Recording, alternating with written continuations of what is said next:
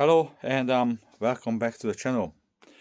So this video is part of the knife throwing games, exercises, sessions, tests and evaluation playlist. Okay, in where I would share some of the exercises or games that I either know or I came up with to help beginners or intermediate people to become slightly better knife throwers. Okay, and when I say slightly better, because in my opinion knife and implement throwing is not an overnight success unless you're naturally talented. Okay, so for us mere mortals, it takes dedication, months and years of practice before you get somewhere. Okay, so far in this playlist, all the exercises, games I showed you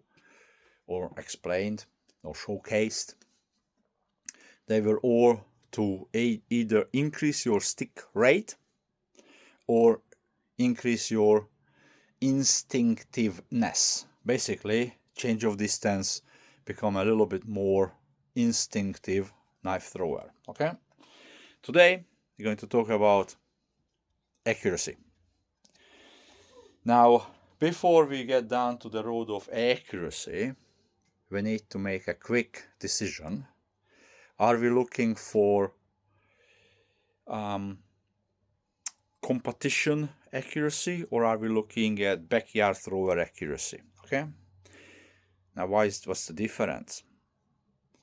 If you want to increase your competition accuracy, you have to read the rules for that particular competition you're going to enter and set up your range, throwing range and throwing target according to those rules. Okay, so that target needs to be hanged at the right height and it needs to have the right stencil painted on it, the right circles or hexagonals or whatever. So you practice and you practice according to the rules. So for example, if the rules require a 2 meter, 3 meter, 4 meter, 5 meter, 6 meter increments, 3 throw from each meter each, that's what you practice at the target that is set at the correct height and correct dimensions.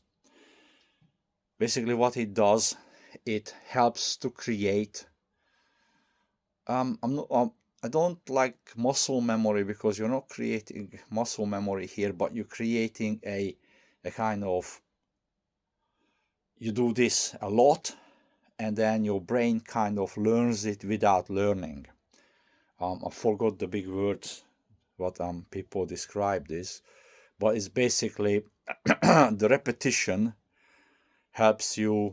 will help you perform under pressure, because when everybody's looking at you in a competition, even if it's just a friendly one, it becomes a bit more difficult. So if you practice it that way, it will be easier.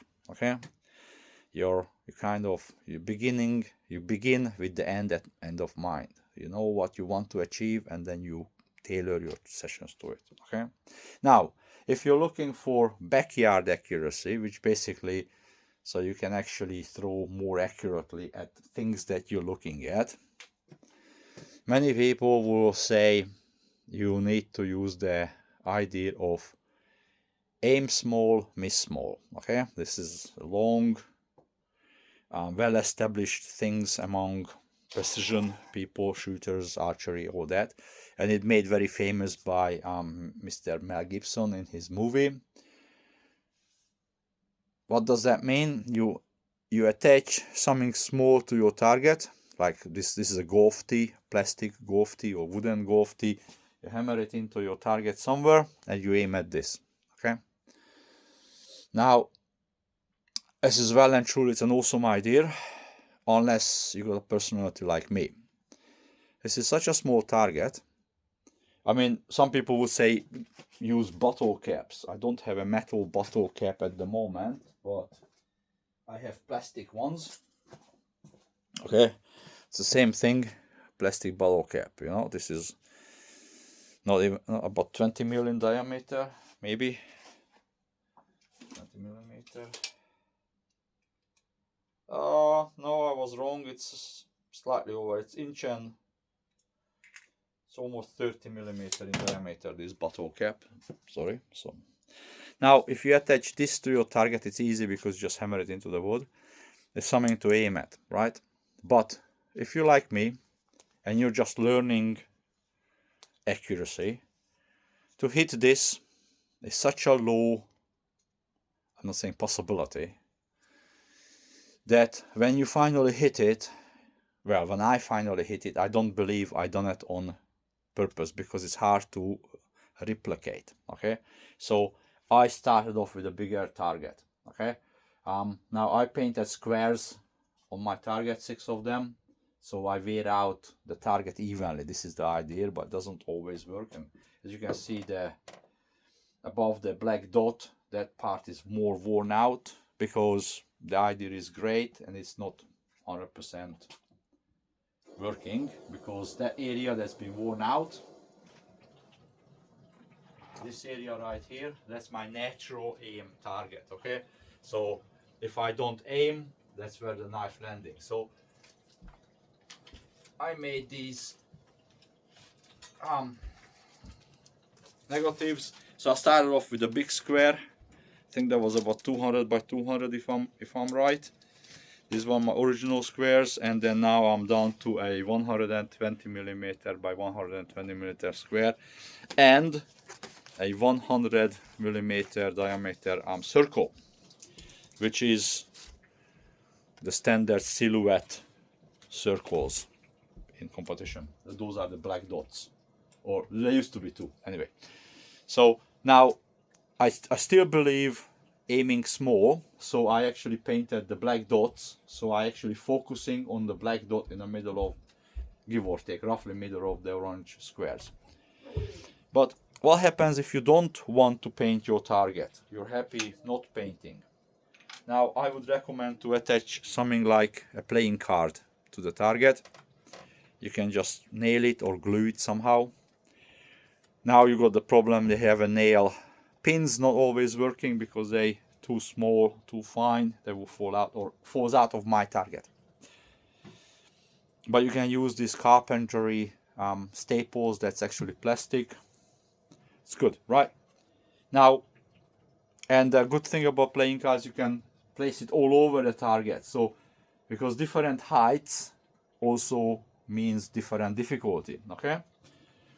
Now, if you're sick of stapling playing cards to your target, I got sick of really fast.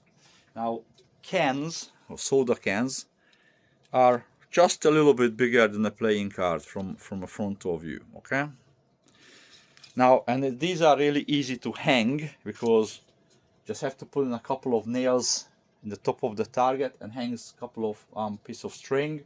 End of the string, you can bend the nail like a fishing hook and hook it in here, and you can actually set where it is in your target, is in, you know, left side, middle, right, and which height.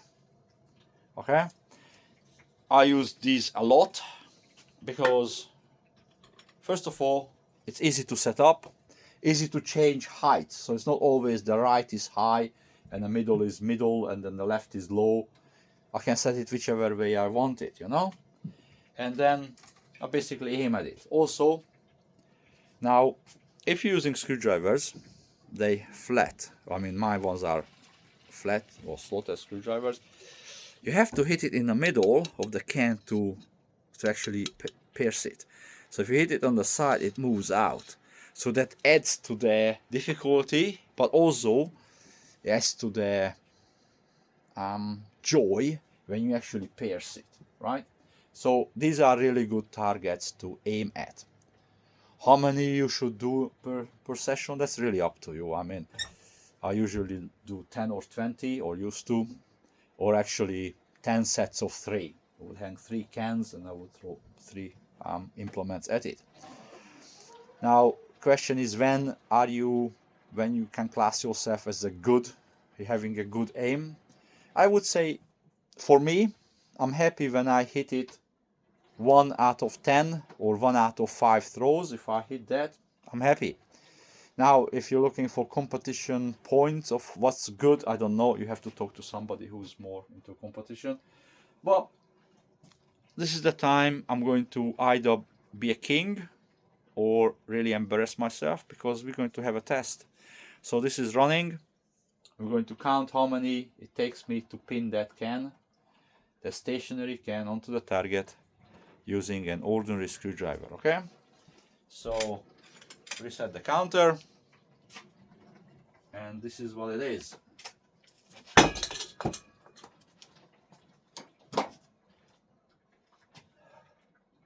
I have to wait until the can stops swinging.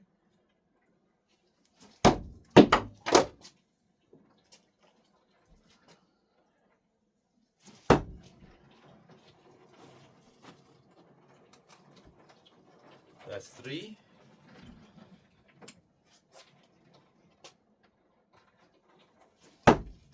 4. That's getting close.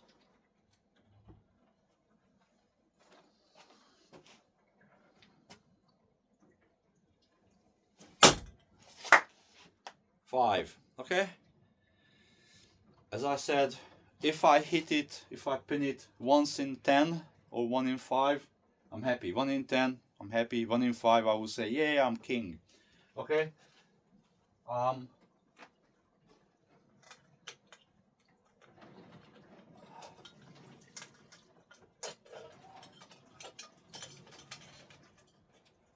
That's just the hook.